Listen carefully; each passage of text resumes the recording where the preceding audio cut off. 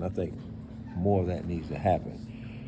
Maybe some things we could do is looking for opportunities to bring people from society in various events that we have, such as the banquets that you approve the churches to have, softball games or any type of interaction between the outside and the inside, so people do have that opportunity. Our church volunteers that come in, like Ben was saying, they're always wowed at what it's really like inside. And, we had the wrong understanding of you. Maybe they need to have politicians to come in and witness what we do on a daily basis. And maybe that, with the positions they're in, the platform that they have, that will help them to send the word out. Because the majority of people in society really don't know what's going on inside here. And I think when they become better educated, when they have the opportunity to observe for themselves on a regular basis, that lives are being transformed, people are actually becoming better people, which is what a Department of Corrections is supposed to be about, then I think that will change the public image. And so again, I think the things that Mr. Kane has instituted are much needed, and it seems to me that they're working, because it's a much better prison over the last few years than it's been the 26 years I've been here. Go ahead. I myself think it's moving in the right direction, because it's creating opportunities in here for guys who never knew what a work life looked like. From where we were up to where we at now, has created many opportunities for guys to get job skills. They never knew what working was like, earning their own money, being responsible, and taking care of family. There's programs and job opportunities. Like we was talking about the clubs. There are clubs that set up so that men won't go out. They learn the business so that they can go out and be entrepreneurs of their own business.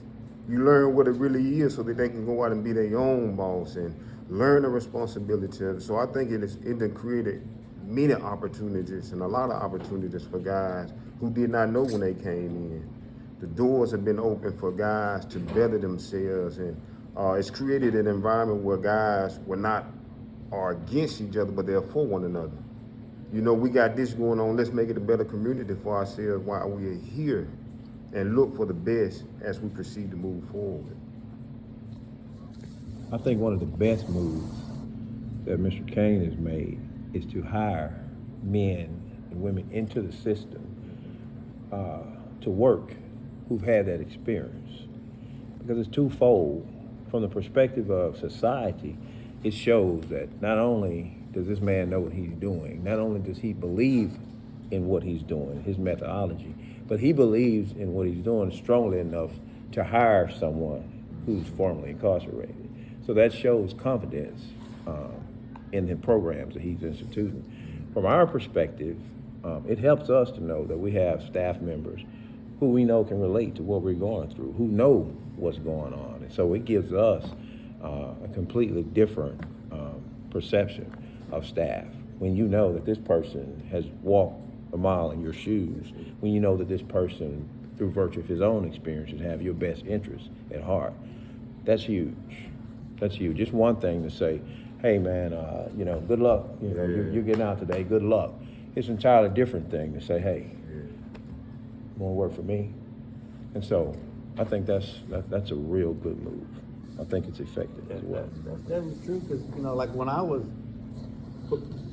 when you came, I didn't participate with the ministry at all, right? You never even knew my name. But I remember hearing about the new chaplains from Angola, and that's what got me thinking. I was like, because I did not like the old chaplain crew. I did not like them at all, and I stepped all the way away from it. But that got me thinking. I was like, I'm gonna see what these guys are about. Right. And that's what got me. That's what tricked me back in. Now I'm gonna throw a curveball. Yeah. So y'all try to say good stuff. Now this is what I want y'all to do. Act like I'm not in the room. Oh. And because I think for me, I criticize myself every night, right? And this live, so they might need this. Mm-hmm. So I may think I'm doing a good job at representing y'all and trying to bring y'all to a different place. And sometimes I feel like I'm forcing something, because time here in Mississippi is different than what time I did. Yeah.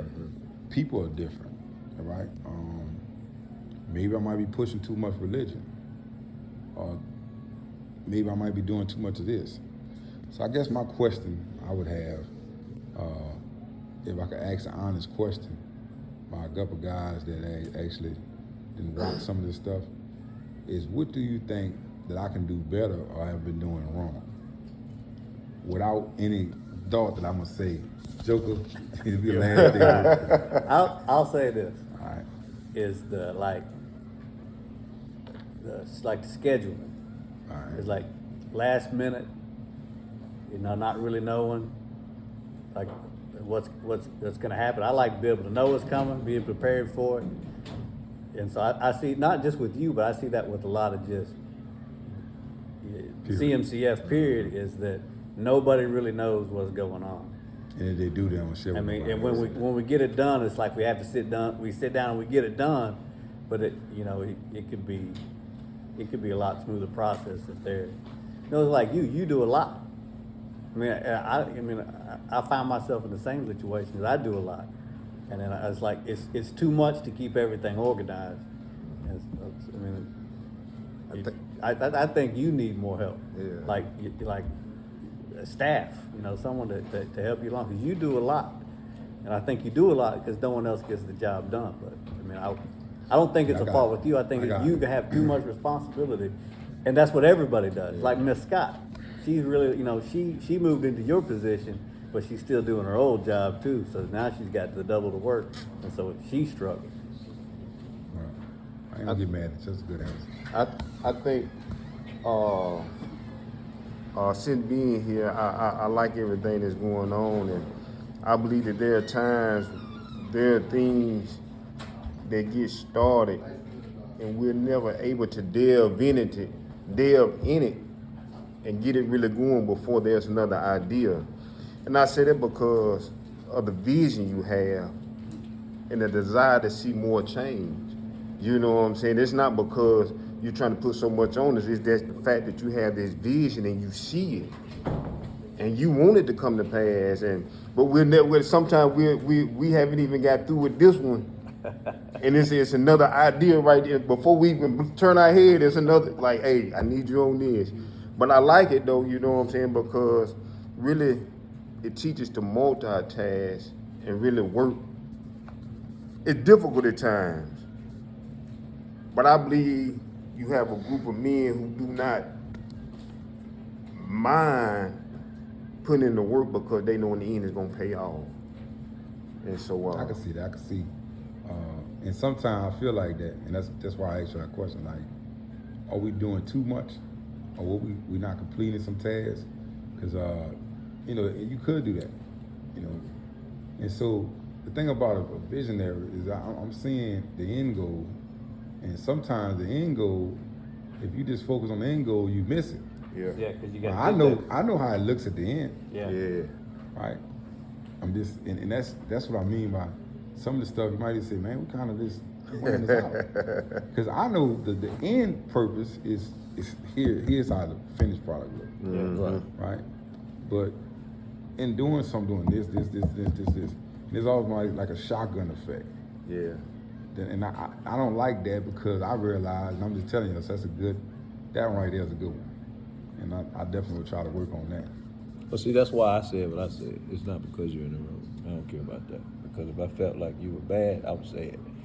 But I said what I said about you and Mr. Kane, because it's true. What they just described, yeah, doing a lot, sometimes from one thing to other, but that's the beauty of it. We don't mind doing that because we know that you have our best interests at heart. We know that you have set where we sit. And so we're willing to go that extra mile. But the thing is, to make this happen. And I think y'all know, but this is what I do here, is this group that's on this table, y'all may know because y'all done sat and talked to me for a while, all right? Mm-hmm. But the other guys don't. What you just said, all right? Let's take that to another level. The same way we know, because we sat and talked to you for a while, that's the same way that a select people know, such as our church volunteers who come in and meet with us. But society at large doesn't know. They don't understand us or what we're doing. You So the see, same concept. same concept. We need to get it out. Right. We Need to really get it talk. out. That's it. There needs to be more See, there was interaction. one thing, cause I always, me and Lucy used to talk about it all the time. We got locked up when we were children, basically. We don't ever get a chance to talk to the kids that we were. You know, the people in our, you know, it's like Luke and me, we were teenagers when we came to prison. We don't never get a chance to talk to teenagers. Cause a teenager can look at me and I can say, this is what your life ends up. You turn into an old guy in prison if you don't make the right choices now. You know, but we never get that opportunity. I think that would be a great youth group. You know, church youth groups, things like that, just to have an opportunity.